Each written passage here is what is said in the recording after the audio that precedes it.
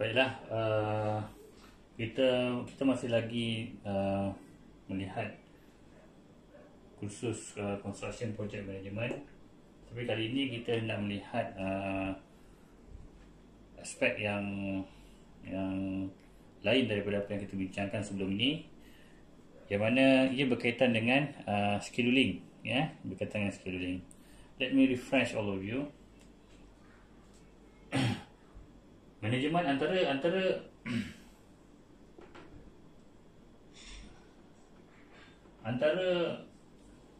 function of management yang utama tu adalah planning. Kemudian yang kedua adalah scheduling. Planning ini adalah planning termasuk planning terhadap kita punya 4M's, ya, man, material, machine, money, ya. Begitu juga dengan scheduling, ya. Ia berkait rapat. Kalau mengikut pada bahasa translation kepada bahasa Melayu, planning itu adalah perancangan, scheduling ini adalah penjadualan, ya. So basically perancangan, kalau diikutkan antara dominant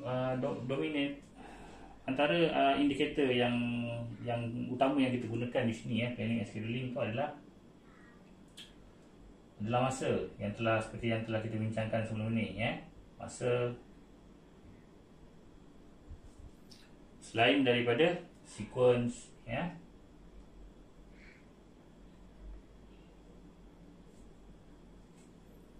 Okey, itu antara elemen penting, ya, yang menjadi dasar kepada planning and scheduling kita.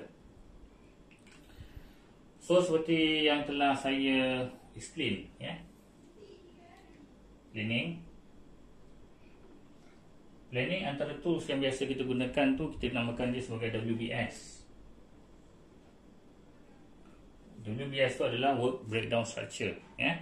Ia sama lebih kurang seperti bagaimana kita menyusun organisasi kita, ya, terutama dari sudut human resource, ya. Kita ada boss, ya, kita ada maybe division yang diketuai oleh ketua-ketua division, ya. Dan kemudian kita ada lagi kita punya sub di dalam setiap division. Itu, ya. So ini ini adalah salah satu contoh yang mudah untuk work breakdown structure. Tapi dalam arti kata construction, ya,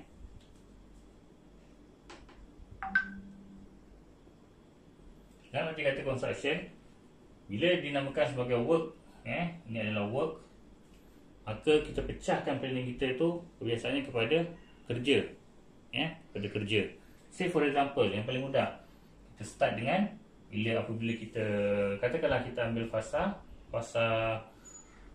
mula masuk ke construction site, ya. Bila fasa mula masuk ke construction site, so basically kita akan start untuk mobilize. Kita mobilizekan kita punya pekerja, mobilizekan kita punya mesin, ya. Dan kemudian kita pergi kepada site clearing, for example. Kemudian kita pergi kepada substructure. Kemudian kita pergi kepada superstructure. Di bawah setiap elemen-elemen ini adalah kerja-kerja yang sepatutnya kita lakukan, ya.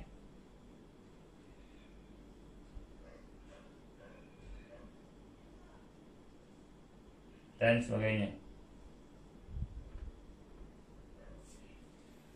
Ini adalah, katakanlah ini adalah projek 1. Itu adalah planning. Apabila kita start untuk masukkan, ya, planning kita telah masukkan elemen sequence, ya. Apabila kita telah start masukkan elemen masa, maka itu adalah related to scheduling, ya, related to scheduling. Okey, baik. Seperti video yang sebelum ini, ya, di mana antara kaedah scheduling yang kita lihat, yang telah kita lihat, antara kaedahnya adalah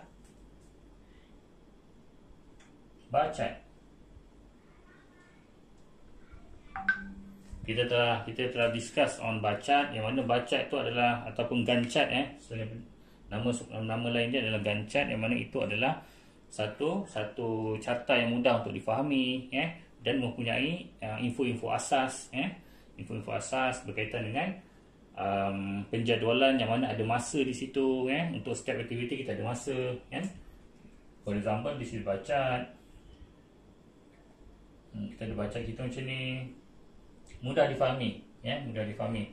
Yang mana biasanya pada paksi Y itu adalah aktiviti ataupun work. Untuk paksi X kita adalah masa. Okey.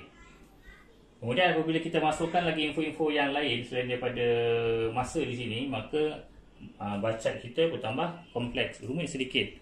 Yang mana kita gelar dia sebagai modified bar chart. Kita dah modify je, kita masukkan beberapa info. Well, selain daripada bar chart,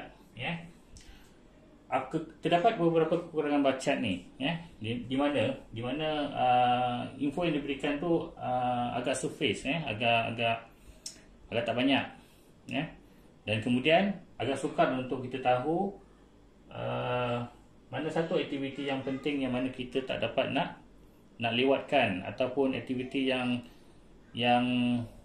kita boleh buat kemudian, yang mana ada aktiviti lain yang kita kena buat terdahulu. Jadi evolution daripada bar chart ni adalah topik yang akan kita bincangkan selepas ini, yang mana dia berkaitan dengan aktiviti on arrow dan juga activity on node.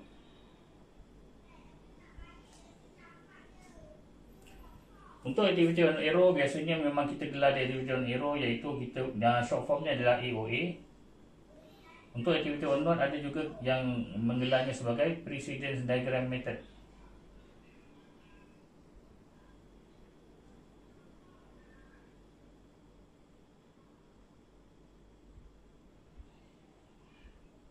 PDM. Okay, well, apa yang pentingnya, apa yang pentingnya untuk kita memahami AOA ataupun AON ni,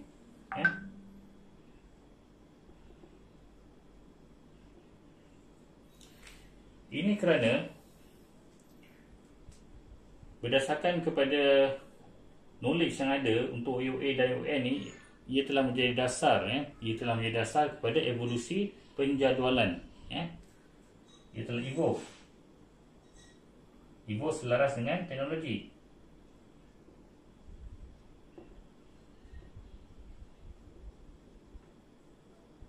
Yang mana pada ketika ini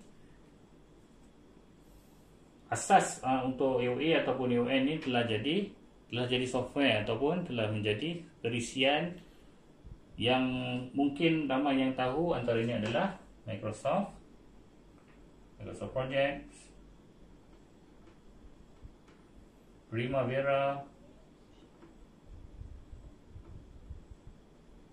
dan ada lagi satu software yang mana kita baru terima, iaitu Bentley.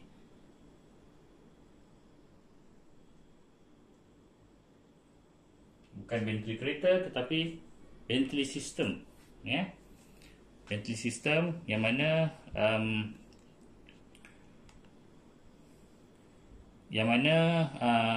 nama software tersebut secara spesifiknya, nama software tersebut adalah Synchro.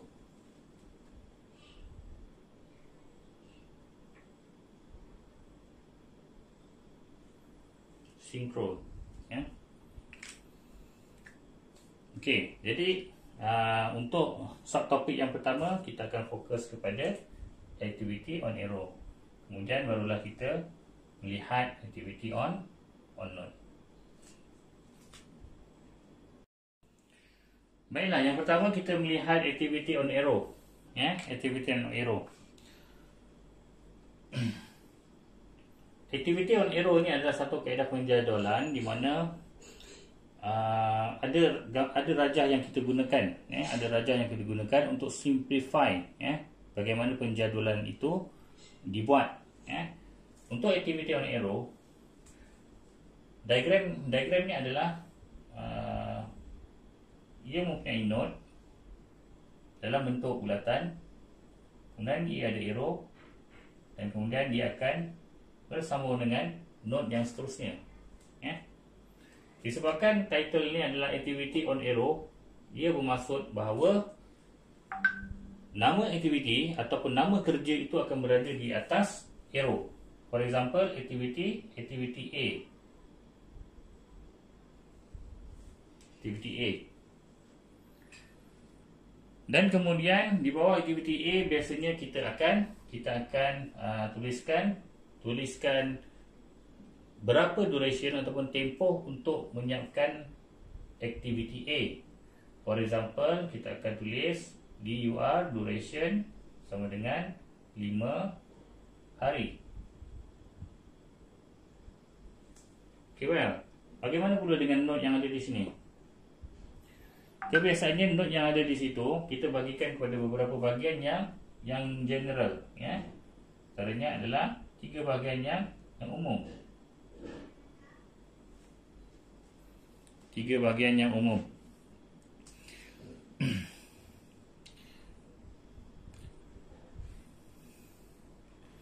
Okey. 3 bahagian yang umum ni kebiasaannya untuk bahagian yang paling besar kita letakkan nombor node, Kalau nombor node yang terawal kita letakkan nombor 1, nombor node yang kedua kita letakkan nombor 2. Kemudian bahagian yang satu lagi, ia akan menunjukkan kita punya early start. Kemudian yang sebelah sini adalah early finish. Di sini adalah late start, di sini adalah late finish. Saya akan explain apa itu early start, early finish, late start dan juga late finish, yang mana ia adalah number yang menunjukkan hari apa dia akan bermula, hari apa aktiviti A ni akan berakhir, hari apa yang mana aktiviti ini boleh dimulakan paling lewat, dan hari apa aktiviti A ini boleh disiapkan pada tempoh yang paling lewat. Saya akan explain nanti.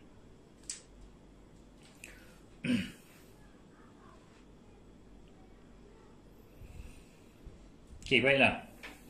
Kita akan lihat satu persatu. Untuk ES. ES ni adalah bermaksud early start. Early start. Seperti yang kita sedia maklum, kalau kita merujuk kepada carta bar,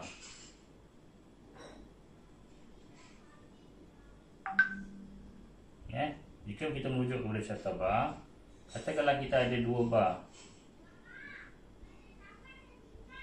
Katakanlah kita ada 2 bar. Secara umumnya untuk bar yang pertama ni, ini adalah bar yang kedua. Untuk bar yang pertama ni, dia ada tarikh mula dia di sini. Dan dia ada tarikh tamat di sini. Walau bagaimanapun, carta bar kekurangannya adalah dia tidak dapat menunjukkan kepada kita tentang adakah kita boleh untuk tidak bermula pada tarikh ini tetapi kita mulakan lewat sedikit. Adakah ia juga boleh menunjukkan kita boleh tamatkan aktiviti kita ni lewat sedikit. So carta bar kekurangannya adalah itu, dia tidak dapat menunjukkan pada kita sama ada kita boleh memulakan suatu kerja pada tempoh yang terlewat sedikit. For example, sebenarnya Kalau kita ambil bar nombor 1,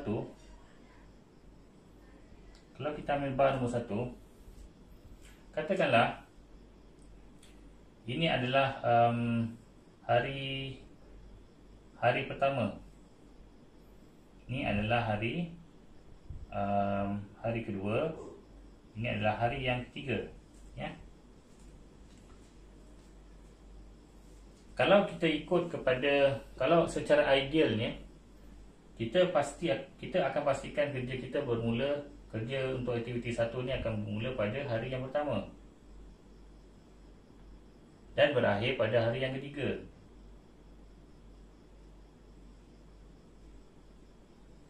Ya. Tetapi rupa-rupanya kerja untuk aktiviti 1 kita ini, ia boleh dimulakan pada hari yang kedua dan berakhir pada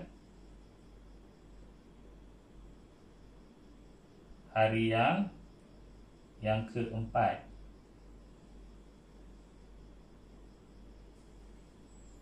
Di mana kalau kita ikutkan kepada jadual yang asal, ia tetap membawa duration selama 2 hari.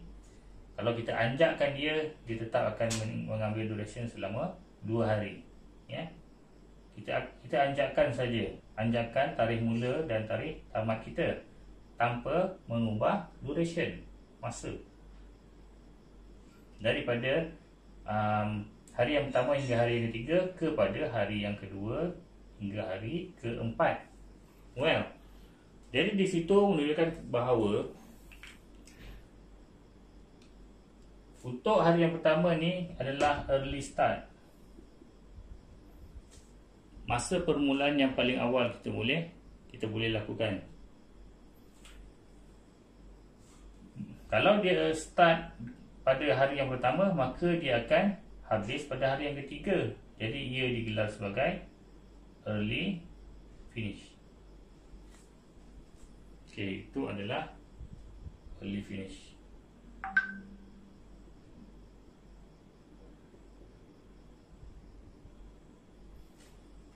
Tapi bila kita kira, rupanya kita punya aktiviti 1 boleh dianjakkan pada hari kedua, boleh dimulakan pada hari kedua, ya. Jadi hari yang kedua itu adalah kita gelarnya sebagai late start, permulaan yang paling lambat, ya.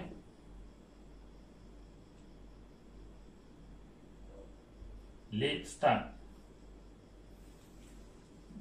Jika ia tidak bermula pada hari yang kedua, sudah tentu ia akan berakhir pada hari yang keempat, di mana hari yang keempat ini adalah late finish.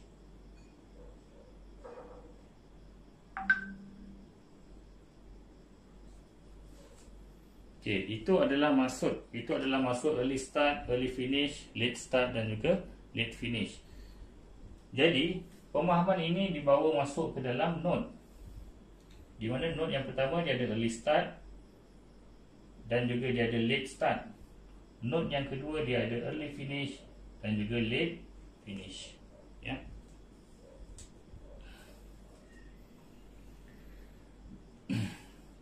Okey, baik.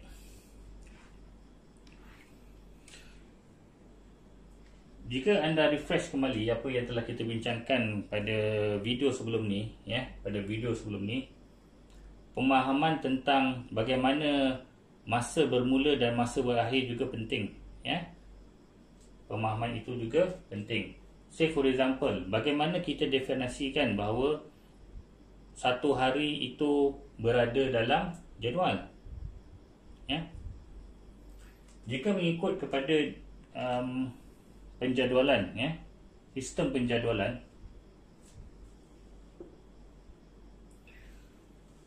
katakanlah kita ambil satu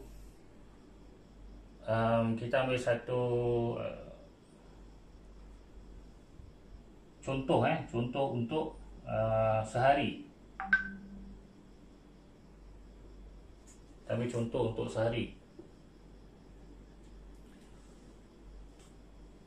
Dalam pekerjaan biasa, sehari dikira daripada waktu pagi sehingga ke waktu petang. itu dikira bekerja sehari. Say for example, sehari yang mana kita kira pada pukul 8 pagi sehingga jam 5 petang. Kemudian dibalik kerja lah. Ini dikira sehari. Ini dikira sehari. Jadi pemahaman ini akan banyak digunakan di dalam activity on arrow dan juga activity on node. Pemahaman itu, pemahaman itu. Sebab kalau anda lihat tempoh yang ada di sini, katakanlah tempoh yang ada di sini, ini satu hari. Ini hari yang pertama, ini hari yang kedua, dan ini hari yang ketiga sebenarnya. Ini pada hujungnya sebenarnya adalah lengkaplah 3 hari. Kerana apa? Kerana ini bermula pada 8 pagi.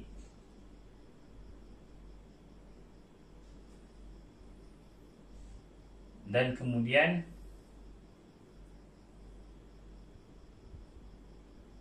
dia akan berakhir pada 5 petang.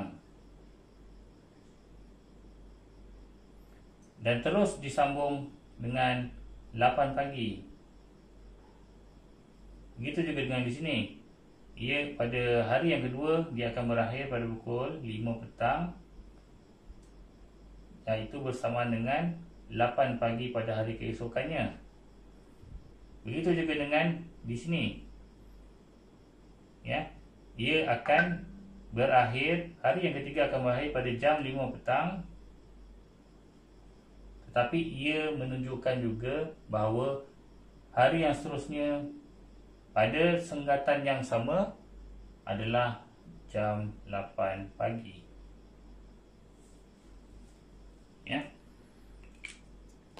Jadi pemahaman ini adalah asas, adalah asas masa kita membuat kerja-kerja penjadualan.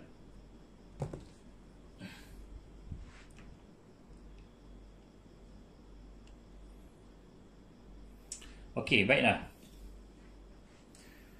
Selepas kita melihat asas yang ada, bagaimana hari dikira dalam penjadualan, apakah itu early start, early finish, late start dan juga late finish,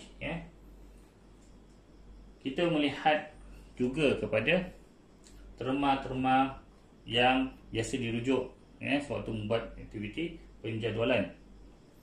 Antara terma yang asas tu adalah predecessor,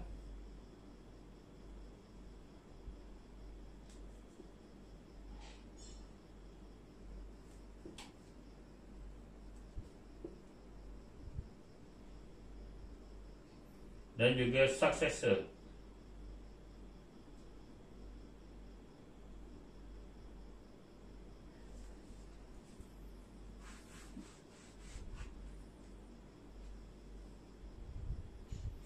Predecessor dan juga successor. Kalau kita ambil contoh AOA, kita ambil contoh AOA yang mana dia ada node dan ada anak panah. Setelah ini node kita, node pertama, node kedua dan node ketiga.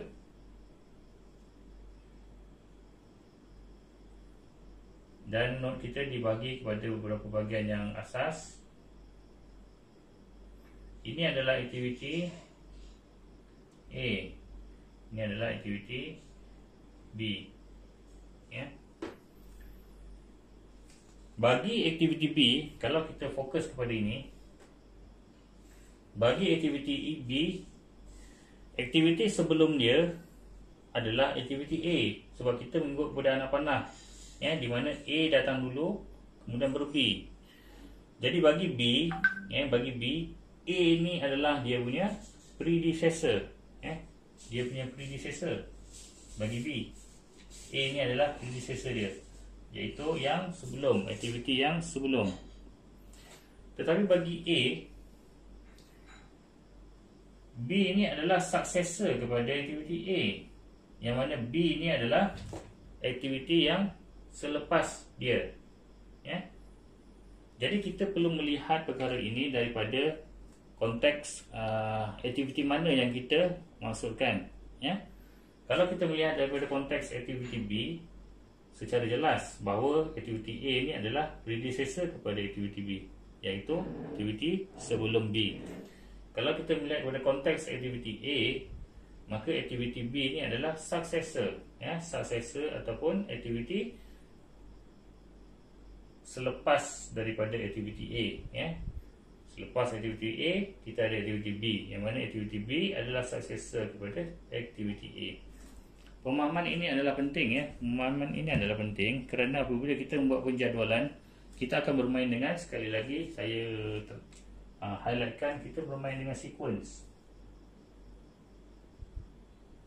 Bukannya kita bermain, tetapi itulah data asas, ataupun info asas yang kita perlu masukkan ke dalam kita punya kerja-kerja penjadualan, Jadi predecessor dan juga successor akan berkait dengan sequence, di mana satu datang dulu, ya. Kalau kita ada aktiviti B, siapa dia punya predecessor, iaitu aktiviti sebelum dia. Kalau kita ada aktiviti A, siapa successor dia, iaitu aktiviti yang selepas daripada aktiviti A, contohnya aktiviti B, ya. Jadi itu adalah pemahaman tentang terma, successor ataupun predecessor. Okey, baiklah. Kita lihat relationship pula, Kita lihat relationship pula. Kalau kita lihat di sini, ataupun kita lihat di sinilah, Kita lihat di sini bahawa ada hubung kait, ada hubung kait di antara node 1 pergi ke node 2 dan pergi ke node 3, di mana hubung kait ini mengaitkan di antara aktiviti A dan juga aktiviti B. Okay, well, sebenarnya hubung kait ini ada beberapa jenis di dalam AOA.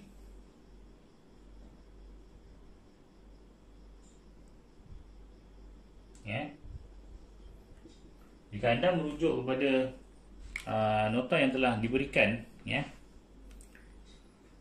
hubung kait jenis ini adalah kita gelar dia sebagai one on one, ya.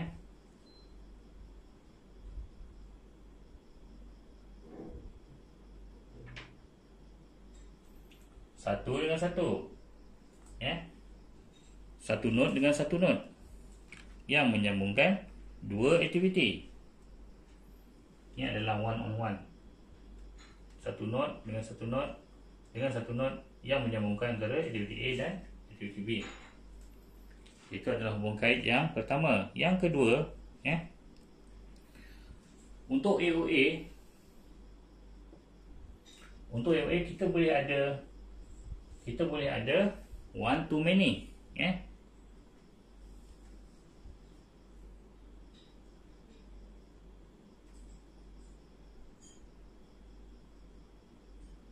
Contoh yang paling mudah adalah kita ada satu node yang mana node ini bercambah kepada banyak.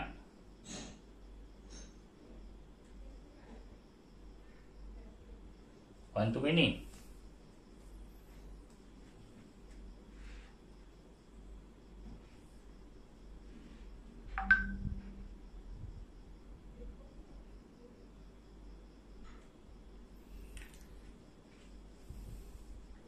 Dan juga seterusnya kita ada many to one, ya.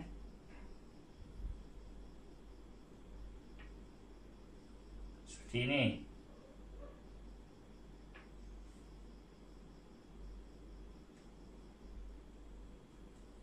Banyak kepada satu, satu kepada banyak,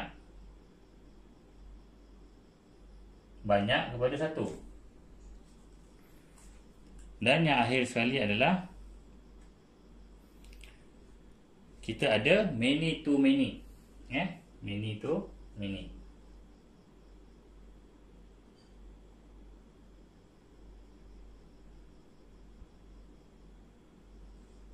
banyak kepada banyak, ya.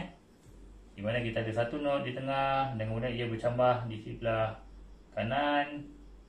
Ia juga bercambah di sebelah kiri kepada satu not. Ya, many to many. Tetapi di dalam AOA ada syarat-syarat yang perlu dipatuhi, ya. Antara syarat yang penting adalah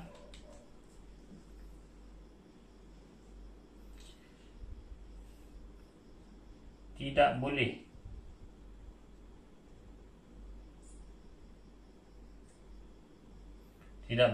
jika kita ada not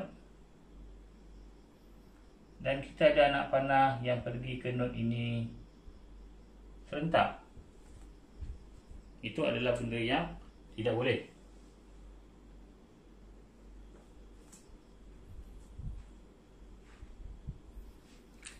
Okey, jadi bagaimana jika kita rasakan bahawa perlu untuk kita ada relationship seperti ini. Apa yang kita perlu buat?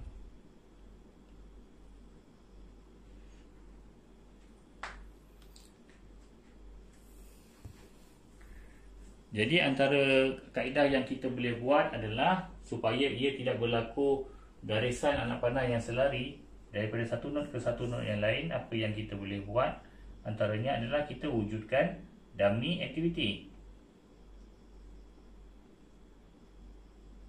Kita wujudkan satu dummy activity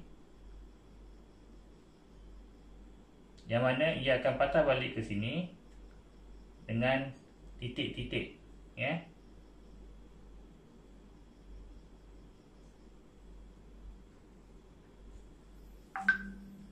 Dengan menggunakan anak panah titik-titik.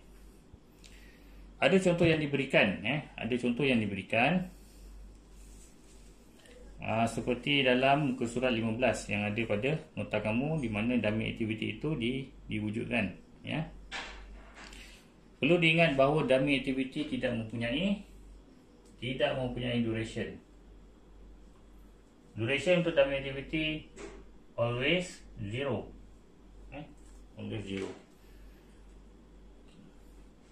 Kita akan lihat nanti bagaimana dummy activity ini terbentuk di dalam proses penjadualan kita, ya. Kita akan lihat nanti. Okey, baiklah.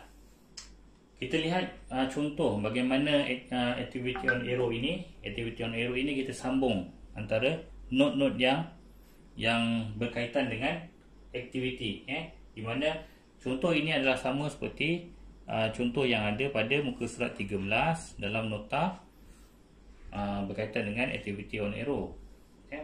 Muka surat 13. Kalau kita lihat di sini, kita ada satu table yang mana ada dua kolom. Kolom yang pertama menerangkan tentang nama aktiviti. Kita ada aktiviti A, B, C, D dan E. So kita ada 5 aktiviti. Kemudian telah diberikan predecessor, ya, yang mana predecessor itu merujuk kepada nama aktiviti sebelum setiap aktiviti di kolom yang pertama, ya. Okey, ini adalah contoh asas. Di mana kita membuat planning. Di mana seperti yang telah saya terangkan bahawa dalam planning antara perkara yang asas adalah sequence. Jadi kita establish dahulu aktiviti dan kemudian kita identify sequence yang sesuai. Jadi di sini kita ada sequence di mana kita tahu bahawa sebelum aktiviti A tiada aktiviti lain. Sebelum aktiviti B ada aktiviti A. Sebelum aktiviti C kita ada aktiviti A. Sebelum aktiviti D kita ada aktiviti B. Sebelum aktiviti E kita ada aktiviti C dan juga D. Kenapa saya kata sebelum? Sebab ia adalah predecessor, ya. Jika dalam planning kita hanya fokus kepada successor, ya, maka kalau kita fokus kepada successor, ia akan merujuk bahawa Selepas aktiviti A, kita ada aktiviti sekian. Selepas aktiviti B, kita ada aktiviti sekian. So begitulah cara kita mentafsirkan daripada planning kepada scheduling. Okay, well, apabila kita nak buat daripada table ni kepada AOA, okay, biasanya apa yang saya sarankan kepada pelajar adalah menggunakan kaedah cuba jaya. Maksudnya adalah menggunakan lakaran-lakaran kasar, menggunakan lakaran-lakaran kasar untuk melihat logical sequence dengan menggunakan AOA. Antara lakaran kita boleh buat begini Kalian lihat dengan teliti. Boleh sebab aktiviti on arrow, setiap aktiviti, nama aktiviti perlu berada di atas arrow, maka kita bermula dengan aktiviti A. Ini adalah kita punya draft.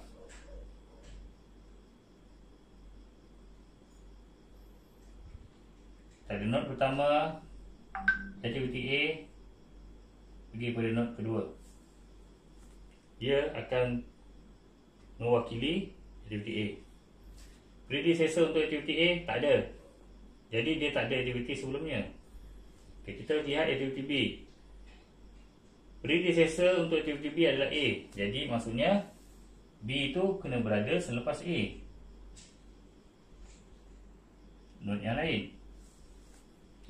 Begitu. C pula. C akan berada selepas A. Sebab A adalah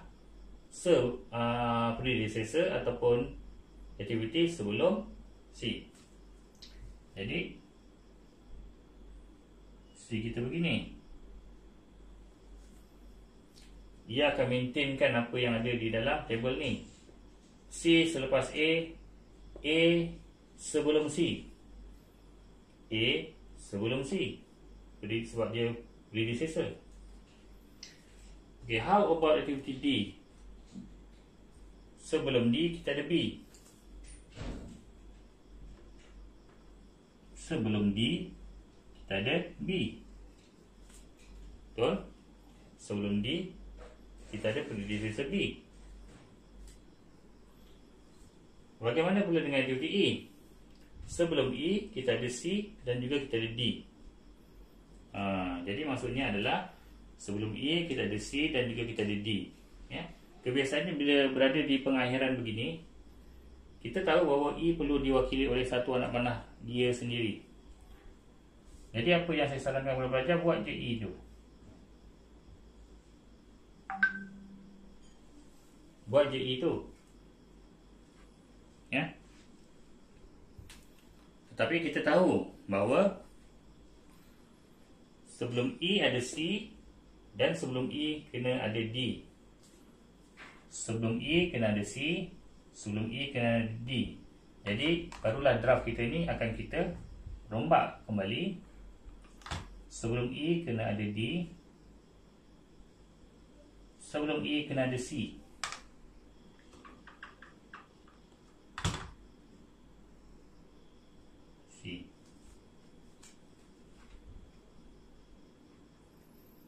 Jadi lebih kurang seperti inilah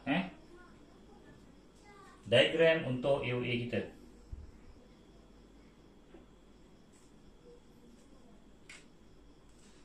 Sama seperti yang ditunjukkan dalam muka surat 13.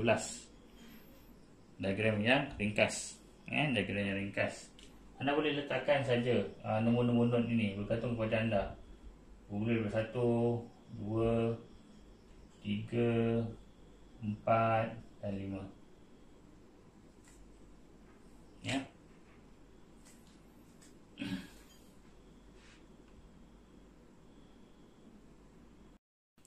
Baiklah, kita lihat contoh pada muka surat 15 Contoh pada muka surat 15 yang mana contoh ini ada kaitan dengan dummy activity.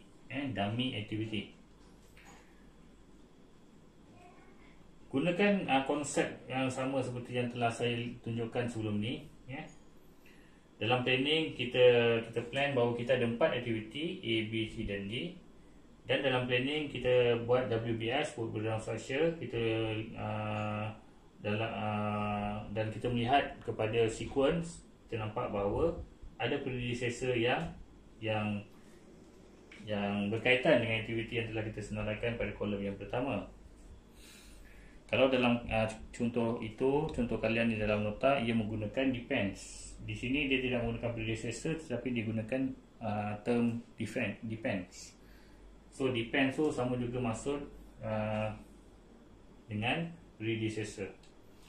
Well, kalau kita lihat seperti yang telah saya terangkan sebelum ini, bahawa draftnya, kita akan buat draft dulu untuk diagram tersebut, ya. Kita akan buat draft untuk diagram tersebut.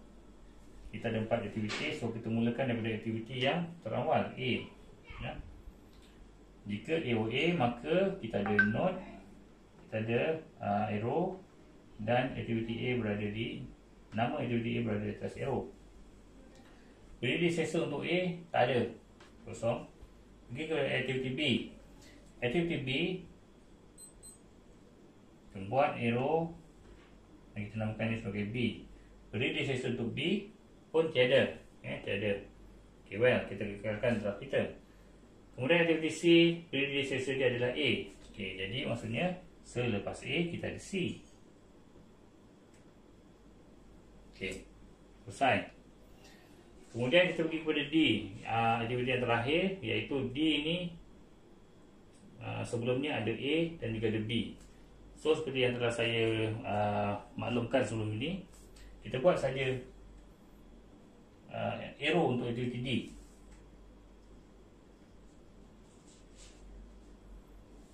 Kemudian kita lihat bagaimana untuk kita menyambungkan aktiviti on arrow untuk diagram ni dengan baik dan mengikut pada syarat AOA, ya. Okey, kita lihat satu persatu.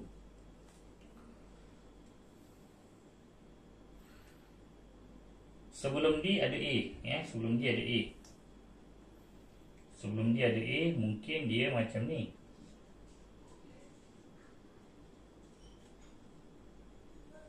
Saya akan berikan senario yang pelbagai supaya kalian boleh analisis dan boleh faham dengan baik, ya. Say for example, kita lihat aktiviti D di mana predecessor dia adalah A. Maksudnya sebelum D ada A. Sebelum D ada A. Jadi adakah mungkin diagram ni akan jadi begini?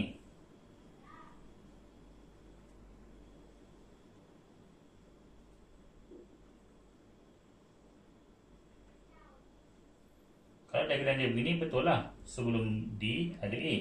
Bagaimana pula dengan B? Sebelum D ada B. Bagaimana untuk kita selesaikan isu ini? Sebelum D ada B. Sebab kita telah menyambungkan anak panah milik D ini dengan A, ya. Adakah betul untuk kita buat begini?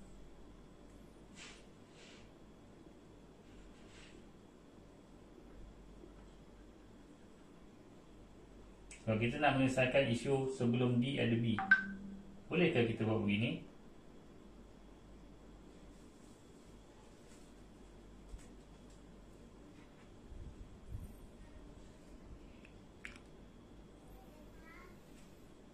Jawapannya adalah tidak boleh. Kenapa tidak boleh? Sebab ia akan memberikan maksud bahawa sebelum C ada A dan ada B. Sedangkan dalam kita punya jadual, sebelum C hanya ada A. Jelas, ya? Kalau diagram kita begini, ia akan memberi maksud bahawa sebelum C kita ada A dan kita ada B.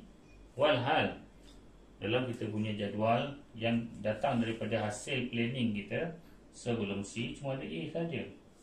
Jadi ini adalah salah. Jadi ia tidak boleh dibuat begini.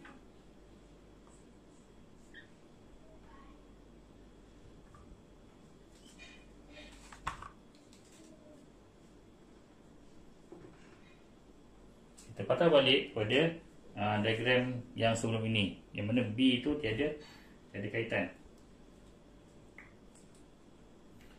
Boleh ke? Jadi di sini barulah kita fikirkan bahawa kita perlu letakkan satu satu dummy activity line, satu anak panah dummy untuk menunjukkan relationship antara hubung kait antara D dengan A dan juga dengan B. Kalau kita buat dummy activity kita begini,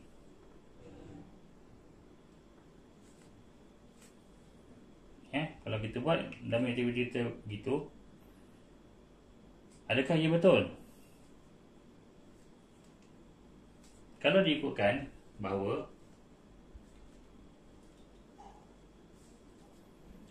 ia masih lagi menunjukkan bahawa sebelum aktiviti C kita ada aktiviti A dan juga kita ada aktiviti B, sebab aktiviti C mempunyai dua anak panah yang masuk ke dalam node untuk aktiviti C di sini.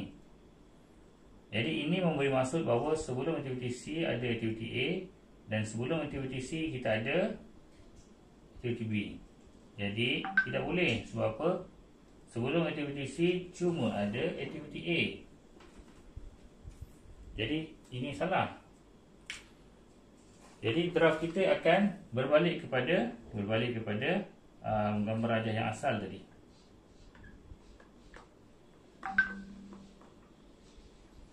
Yang mana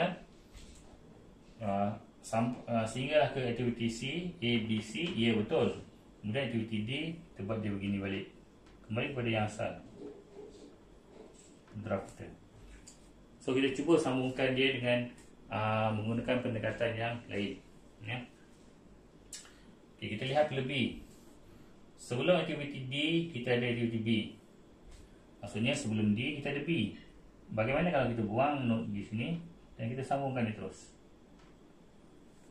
Okay, maka kita dapat selesaikan isu B. Bagaimana pula dengan A? Macam mana kita nak menunjukkan logical sequence bahawa sebelum aktiviti D kena ada aktiviti A? Jadi apa yang kita perlu buat adalah kita buat macam ni.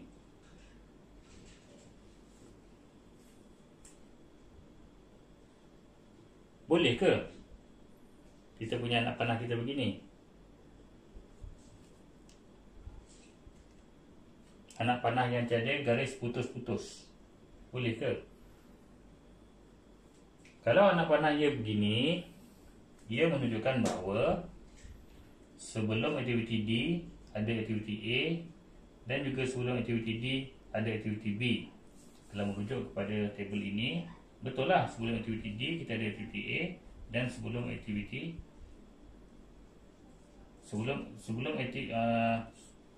kalau ikutkan kepada gambar rajah ini, maafkan saya, kalau ikutkan kepada gambar rajah ini, sebenarnya kita cuma ada satu hubung kait saja, iaitu sebelum aktiviti D kita ada aktiviti B. Kenapa? Sebab kalau anak panah yang tidak ada garis putus-putus, kita perlu ada nama aktiviti. Apakah nama aktiviti di sini? Mana ada aktiviti lain selain daripada A, B, C dan D? Ya. Jadi untuk memastikan logical sequence itu dipatuhi, ya, dalam AOA tak akan ada satu anak panah yang tiada nama aktiviti seperti ini. Jadi apa yang kita buat adalah kita menggabungkan garisan anak panah yang mempunyai garisan putus-putus, ya. Jadi ini akan menunjukkan bahawa sebelum aktiviti D kita ada aktiviti A, sebelum aktiviti D kita ada aktiviti B. Sama seperti apa yang diperlukan di sini. Dan perlu diingat bahawa anak panah ini tiada nama terhadap dia, tiada nama aktiviti terhadap anak panah ini, dan mempunyai tempoh masa kosong, ya. Jadi inilah yang betul.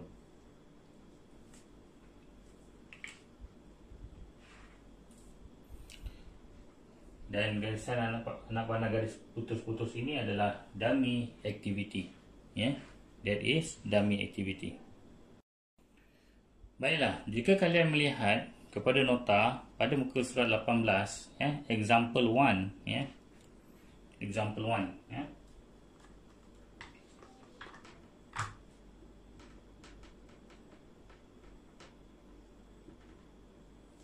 jika kalian lihat example 1 dalam nota, kalian akan nampak satu gambar raja seperti ini.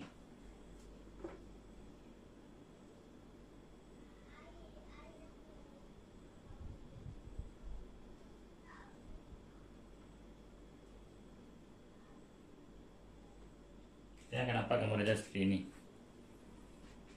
Jangan tertipu dengan gambar raja tu, sebab secara umumnya gambar raja ini telah menyalahi kepada syarat kita tadi.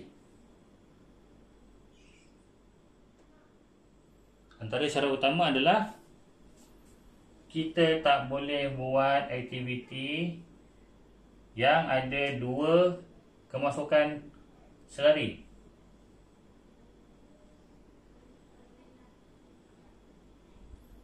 Kan sama macam ni. Ini sama. Cuma garisan panah ni dijauhkan sedikit, dinaikkan ke atas, ditarik ke sini dan turun ke bawah. Ini dia turunkan ke bawah, ditarik dan kemudian naikkan ke atas balik. Nampak macam cantik. Tapi sebenarnya kalau kita buat satu garisan lurus, ia sama je macam ni. Jadi ia tidak boleh. Ia tidak boleh. Ia adalah syarat untuk activity on arrow. Jadi apa yang kita buat adalah, sebab itulah kita buat, dan ini adalah dummy activity. Itu adalah dummy activity seperti yang telah ditunjukkan pada muka surat 19. Dummy.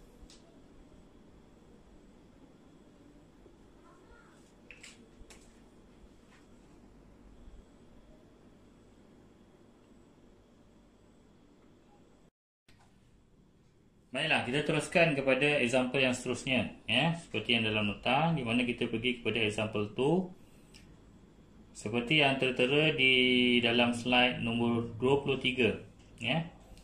Dalam slide yang nombor 23 kita dapat lihat bahawa kita ada diberikan satu table yang mana the first column is on activity, the second column is on predecessor, and the third column telah ditambah duration. So sekarang kita perlu untuk membuat diagram AOA, activity on arrow, di mana ia kena lengkap dengan duration. Ia perlu lengkap dengan duration. So my advice to all, cuba kita selesaikan dua kolom ini dahulu, activity dan juga predecessor, dengan kita membuat draft diagram tersebut. Selepas kita buat draft, barulah kita akan memasukkan dia punya duration yang ditetapkan. Okay, draft ni seperti mana yang telah saya tunjukkan terlebih dahulu. Untuk aktiviti yang pertama, kita buat saja dia punya activity on arrow untuk activity A. Dan kemudian B selepas A. Jadi maksudnya selepas A ada B. C selepas B, maka selepas B kita ada C. D tak ada predecessor, maka D kita buat di sini. E selepas A, maka selepas A kita pun ada E.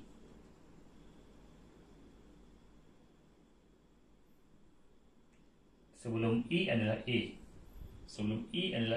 Betul ya? F selepas E dan D.